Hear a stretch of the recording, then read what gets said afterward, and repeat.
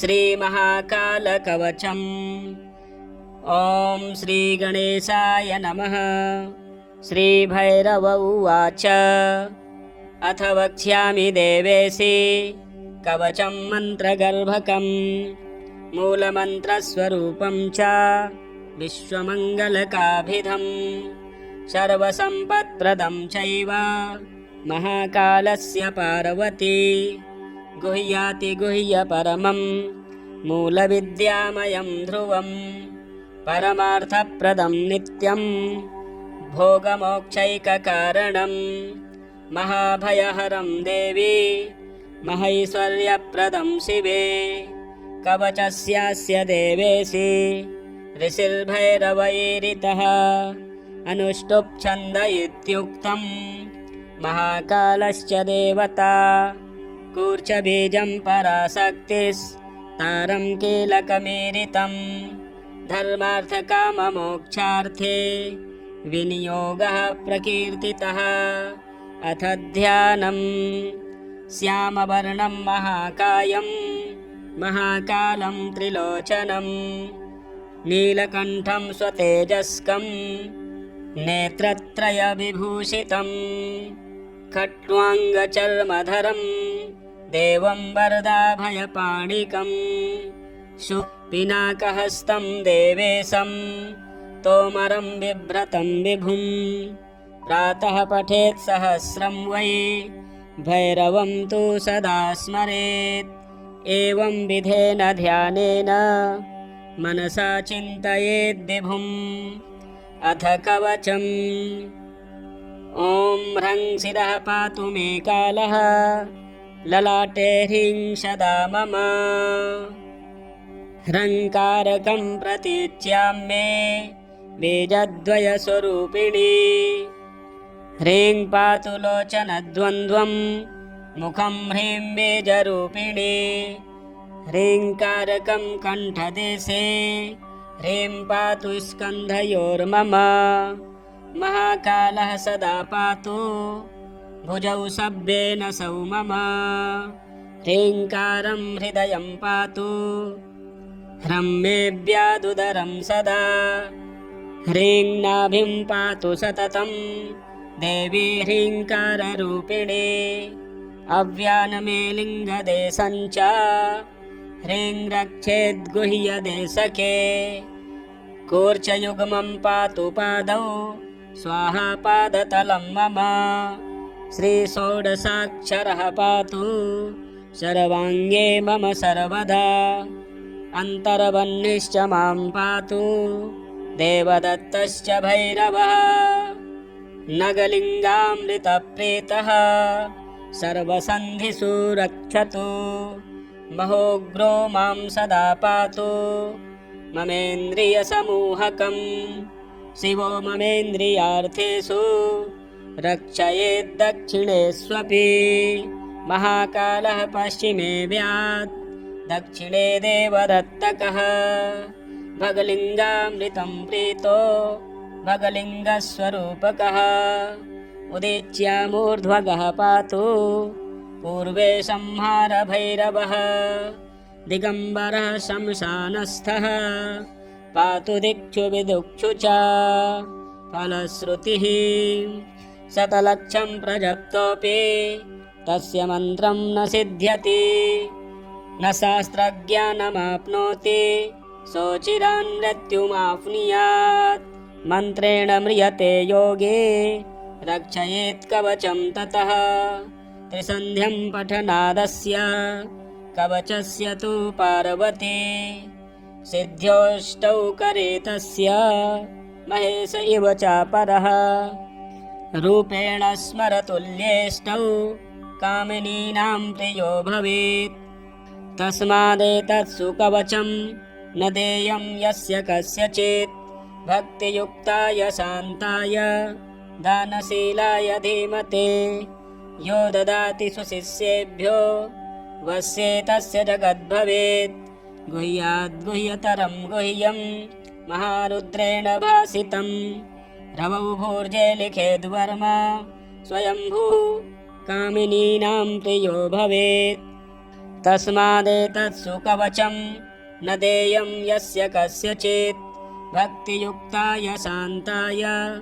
दानशीलाय धीमते यो ददाति सुशिष्येभ्यो वश्येतस्य जगद्भवेत् गुह्याद् गुह्यतरं गुह्यं महारुद्रेण भासितं रवौ भूर्जे लिखेद्वर्मा स्वयंभूः कुसुमस्रजा कुङ्कुमेनाष्टगन्धेन रक्तेन निजरेतसा धारयन्मूर्ध्नि वा बाहौ प्राप्नुयात् परमां गतिं धनकामो लभेद्वित्तं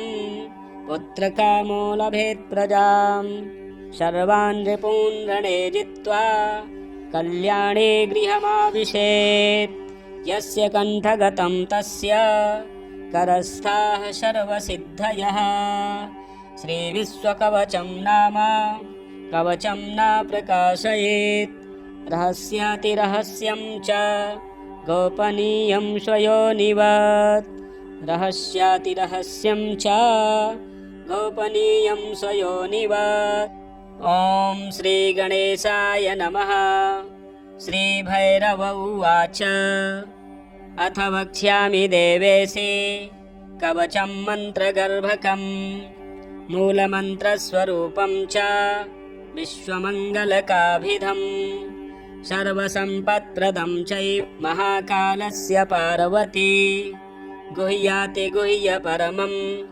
मूलविद्यामयं ध्रुवं परमार्थप्रदं नित्यं भोगमोक्षैककारणं महाभयहरं देवी महैश्वर्यप्रदं शिवे कवचस्यास्य देवेशि ऋषिर्भैरवैरितः अनुष्टुप् छन्द इत्युक्तं महाकालश्च देवता कूर्चबीजं पराशक्तिस्तारं कीलकमीरितं धर्मार्थकाममोक्षार्थे विनियोगः प्रकीर्तितः अथ ध्यानं श्यामवर्णं महाकायं महाकालं त्रिलोचनं नीलकण्ठं स्वतेजस्कं नेत्रत्रयविभूषितं खट्वाङ्गचर्मधरं देवं वरदाभयपाणिकं शूलहस्तं च खट्वाङ्गधारिणं मन्त्रनायकं पिनाकहस्तं देवेशं तोमरं बिभ्रतं विभुं प्रातः पठेत् सहस्रं वै भैरवं तु सदा स्मरेत् एवं विधेन ध्यानेन मनसा चिन्तयेद् विभुम् अथ कवचम् ॐ ह्रं शिरः पातु मे कालः ललाटे ह्रीं सदा मम ह्रङ्कारकं प्रतीच्यां मे बीजद्वयस्वरूपिणी ह्रीं पातु लोचनद्वन्द्वं मुखं ह्रीं बीजरूपिणी ह्रीङ्कारकं कण्ठदेशे ह्रीं पातु स्कन्धयोर्मम महाकालः सदा पातु भुजौ सव्येन सौ मम ह्रीङ्कारं हृदयं पातु ह्रं मे व्याधुधरं सदा ह्रीं नाभिं पातु सततं देवी ह्रीङ्काररूपिणी अव्यान् मे लिङ्गदेशं च ह्रीं रक्षेद्गुह्यदेशके कूर्चयुग्मं पातु पादौ स्वाहा पादतलं मम श्रीषोडशाक्षरः पातु सर्वाङ्गे मम सर्वदा अन्तर्वह्निश्च मां पातु देवदत्तश्च भैरवः नगलिङ्गामृतप्रीतः सर्वसन्धिषु रक्षतु महोग्रो मां सदा पातु ममेन्द्रियसमूहकं शिवो ममेन्द्रियार्थेषु रक्षयेद्दक्षिणेष्वपि महाकालः पश्चिमे व्यात् दक्षिणे देवदत्तकः भगलिङ्गामृतं प्रीतो भगलिङ्गस्वरूपकः उदीच्यामूर्ध्वगः पातु पूर्वे संहारभैरवः दिगम्बरः शमशानस्थः पातु दिक्षु विदुक्षु च फलश्रुतिः शतलक्षं प्रजप्तोऽपि तस्य मन्त्रं न सिद्ध्यति न शास्त्रज्ञानमाप्नोति सोचिरान् मृत्युमाप्नुयात् मन्त्रेण म्रियते योगे रक्षयेत् कवचं ततः त्रिसन्ध्यं पठनादस्य कवचस्य तु पार्वती सिद्ध्योऽष्टौ करे तस्य महेश इव चापरः रूपेण स्मरतुल्येष्टौ कामिनीनां प्रियो भवेत् तस्मादेतत्सु कवचं न देयं यस्य कस्यचित् भक्तियुक्ताय शान्ताय दानशीलाय धीमते यो ददाति सुशिष्येभ्यो वश्येतस्य जगद्भवेत् गुह्याद्गुह्यतरं गुह्यं महारुद्रेण भासितं रवौ भूर्जे लिखेद्वर्म स्वयंभूः कुसुमस्रजा कुङ्कुमेनाष्टगन्धेन रक्तेन निजरेतसा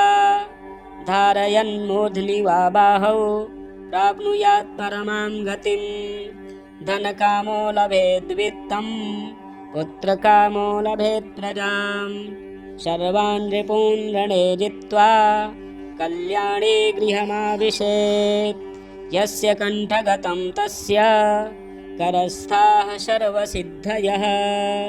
श्रीविश्वकवचं नाम कवचं न प्ररहस्यं च गोपनीयं स्वयोनिवत्।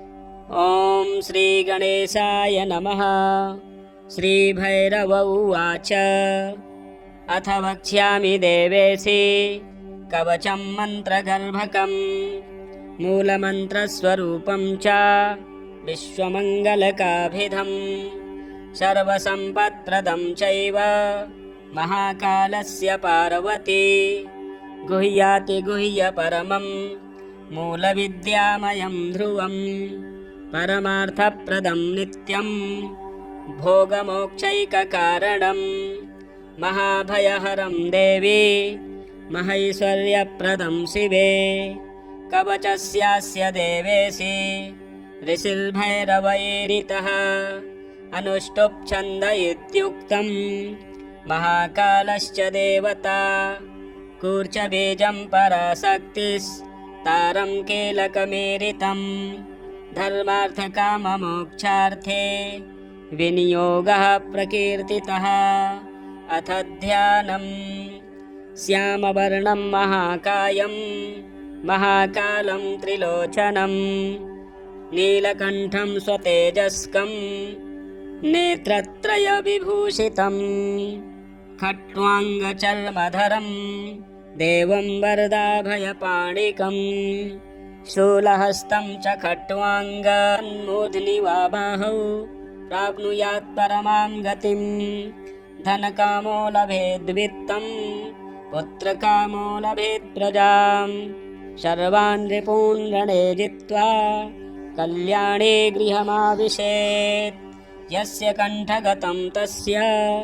करस्थाः सर्वसिद्धयः श्रीविश्वकवचं नाम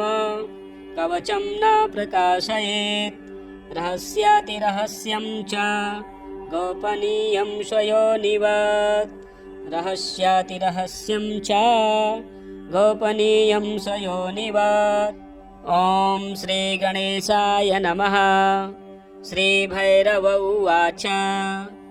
अथ वक्ष्यामि देवेशि कवचं मन्त्रगर्भकं मूलमन्त्रस्वरूपं च विश्वमङ्गलकाभिधं सर्वसम्पत्प्रदं चैव महाकालस्य पार्वती गुह्याति गुह्यपरमं मूलविद्यामयं ध्रुवं परमार्थप्रदं नित्यं भोगमोक्षैककारणं महाभयहरं देवी महैश्वर्यप्रदं शिवे कवचस्यास्य देवेशि ऋषिर्भैरवैरितः अनुष्टुप् छन्द इत्युक्तं महाकालश्च देवता कूर्चबीजं परासक् धर्मार्थकाममोक्षार्थे विनियोगः प्रकीर्तितः। अथ ध्यानम्। श्यामवर्णं महाकायं महाकालं त्रिलोचनं नीलकण्ठं स्वतेजस्कं नेत्रत्रयविभूषितं खट्वाङ्गचर्मधरं देवं वरदाभयपाणिकं शूलहस्तं च खट्वाङ्गधारिणं मन्त्रनायकं पिनाकहस्तं देवेशं तोमरं बिभ्रतं विभुं प्रातः पठेत् सहस्रं वै भैरवं तु सदा स्मरेत्। एवं विधेन ध्यानेन मनसा चिन्तयेद् विभुम्। अथ कवचम्। ॐ ह्रं शिरः पातु मे कालः ललाटे ह्रीं सदा मम ह्रङ्कारकं प्रतीच्याम्ये बीजद्वयस्वरूपिणी ह्रीं पातु लोचनद्वन्द्वं मुखं ह्रीं बीजरूपिणी ह्रीङ्कारकं कण्ठदेशे ह्रीं पातु स्कन्धयोर्मम महाकालः सदा पातु भुजौ सव्येन सौ मम ह्रीङ्कारं हृदयं पातु ह्रं मे व्यादुदरं सदा ह्रीं नाभिं पातु सततं ध्यां प्रियो भवेत्। तस्मादेतत्सु कवचं न देयं यस्य कस्यचित् भक्तियुक्ताय शान्ताय दानशीलाय धीमते यो ददाति सुशिष्येभ्यो वस्येतस्य जगद्भवेत्। गुह्याद्गुह्यतरं गुह्यं महारुद्रेण भासितं रवौ भूर्जे लिखेद्वर्म स्वयंभूः कुसुमस्रजा कुङ्कुमेनाष्टगन्धेन रक्तेन निजरेतसा धारयन्मूर्ध्नि वा बाहौ प्राप्नुयात् परमां गतिं। धनकामो लभेद्वित्तं पुत्रकामो लभेत् प्रजां सर्वान् रिपून् रणे जित्वा कल्याणे गृहमाविशेत्। यस्य कण्ठगतं तस्य करस्थाः सर्वसिद्धयः।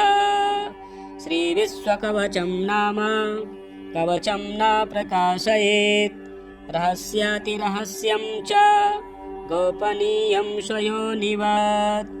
रहस्यातिरहस्यं च गोपनीयं स्वयोनिवत्। ॐ श्रीगणेशाय नमः। श्रीभैरव उवाच अथ वक्ष्यामि देवेशि कवचं मन्त्रगर्भकं मूलमन्त्रस्वरूपं च विश्वमङ्गलकाभिधं सर्वसम्पत्प्रदं चैव महाअर्वति गुह्यातिगुह्यपरमं मूलविद्यामयं ध्रुवं परमार्थप्रदं नित्यं भोगमोक्षैककारणं महाभयहरं देवी महैश्वर्यप्रदं शिवे। कवचस्यास्य देवेशि ऋषिर्भैरवैरितः अनुष्टुप् छन्द इत्युक्तं महाकालश्च देवता कूर्चबीजं पराशक्तिस्तारं कीलकमेरितं धर्मार्थकाममोक्षार्थे विनियोगः प्रकीर्तितः। अथ ध्यानम्। श्यामवर्णं महाकायं महाकालं त्रिलोचनं नीलकण्ठं स्वतेजस्कं नेत्रत्रयविभूषितं खट्वाङ्गचर्मधरं देवं वरदाभयपाणिकं शूलहस्तं च खट्वाङ्गधारिणं मन्त्रनायकं पिनाकहस्तं देवेशं तोमरं बिभ्रतं विभुं प्रातः पठेत् सहस्रं वै भैरवं तु सदा स्मरेत्। एवं विधेन ध्यानेन मनसा चिन्तयेद् विभुम्। अथ कवचम्। ॐ ह्रं शिरः पातु मे कालः ललाटे ह्रीं सदा मम ह्रङ्कारकं प्रतीच्यां मुखं ह्रीं बीजरूपिणी ह्रीङ्कारकं कण्ठदेशे ह्रीं पातु स्कन्धयोर्मम महाकालः सदा पातु भुजौ सव्येन सौ मम ह्रीङ्कारं हृदयं पातु ह्रम्मेव्यादुदरं सदा ह्रीं नाभिं पातु सततं देवी ह्रीङ्काररूपिणी अव्यानमे लिङ्गदेशं च ह्रीं रक्षेद्गुह्यदेशके कूर्चयुग्मं पातु पादौ स्वाहा पादतलं मम श्रीषोडशाक्षरः पातु सर्वाङ्गे मम सर्वदा अन्तर्वह्निश्च मां पातु देवदत्तश्च भैरवः नगलिङ्गामृतप्रीतः सर्वसन्धिषु रक्षतु महोग्रो मां सदा पातु ममेन्द्रियसमूहकं शिवो ममेन्द्रियार्थेषु रक्षयेद्दक्षिणेष्वपि महाकालः पश्चिमे व्यात् दक्षिणे देवदत्तकः भगलिङ्गामृतं प्रीतो भगलिङ्गस्वरूपकः उदीच्यामूर्ध्वगः पातु पूर्वे संहारभैरवः दिगम्बरः शमशानस्थ फलश्रुतिः शतलक्षं प्रजप्तोऽपि तस्य मन्त्रं न सिद्ध्यति न शास्त्रज्ञानमाप्नोति सोचिरान् मृत्युमाप्नुयात् मन्त्रेण म्रियते योगे रक्षयेत् कवचं ततः त्रिसन्ध्यं पठनादस्य कवचस्य तु पार्वती सिद्ध्योष्टौ करे तस्य महेश इव चापरः रूपेण स्मरतुल्येष्टौ कामिनीनां प्रियो भवेत् तस्मादेतत्सु कवचं न देयं यस्य कस्यचित् भक्तियुक्ताय शान्ताय दानशीलाय धीमते यो ददाति सुशिष्येभ्यो वश्ये तस्य जगद्भवेत् गुह्याद्गुह्यतरं गुह्यं महारुद्रेण भासितं रवौ भूर्जे लिखेद्वर्म स्वयंभूः कुसुमस्रजा कुङ्कुमेनाष्टगन्धेन रक्तेन निजरेतसा धारयन्मूर्ध्नि वा बाहौ प्राप्नुयात् परमां गतिं धनकामो लभेद्वित्तं पुत्रकामो लभेत् प्रजां सर्वान् रिपून् रणे जित्वा कल्याणे गृहमाविशेत् यस्य कण्ठगतं तस्य करस्थाः सर्वसिद्धयः श्रीविश्वकवचं नाम कवचं न प्रकाशयेत् गोपनीयं स्वयोनिवा ॐ श्रीगणेशाय नमः। श्रीभैरव उवाच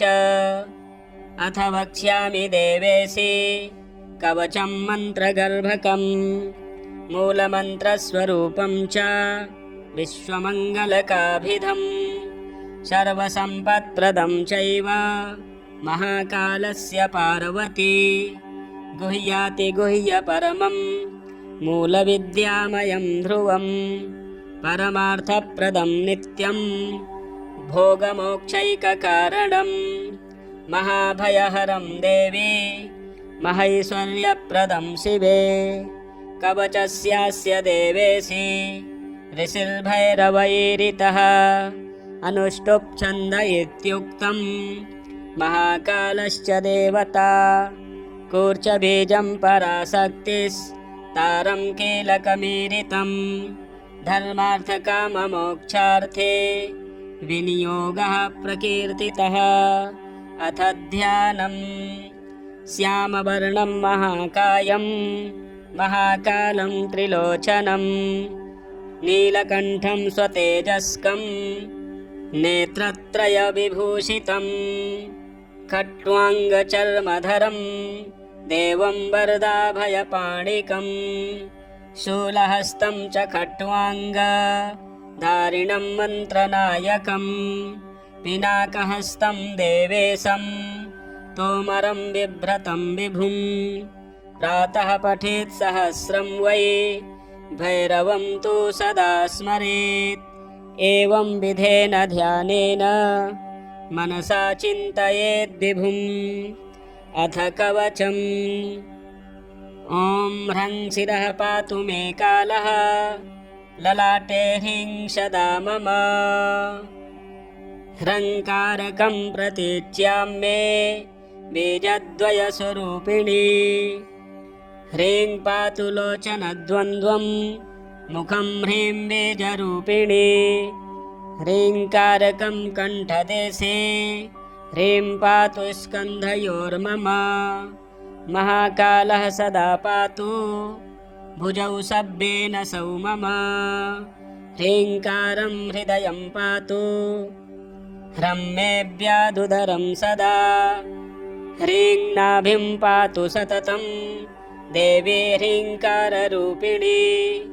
अव्यानमे लिङ्गदेशं च ह्रीं रक्षेद्गुह्यदेशके कूर्चयुग्मं पातु पादौ स्वाहा पादतलं मम श्रीषोडशाक्षरः पातु सर्वाङ्गे मम सर्वदा अन्तर्वह्निश्च मां पातु देवदत्तश्च भैरवः नगलिङ्गामृतप्रेतः सर्वसन्धिषु रक्षतु महोग्रो मां सदा पातु ममेन्द्रियसमूहकं शिवो ममेन्द्रियार्थेषु रक्षयेद्दक्षिणेष्वपि महाकालः पश्चिमे व्यात् दक्षिणे देवदत्तकः भगलिङ्गामृतं प्रीतो भगलिङ्गस्वरूपकः उदीच्यामूर्ध्वगः पातु पूर्वे संहारभैरवः दिगम्बरः शमशानस्थः पातु दिक्षु विदुक्षु च फलश्रुतिः शतलक्षं प्रजप्तोऽपि तस्य मन्त्रं न सिद्ध्यति न शास्त्रज्ञानमाप्नोति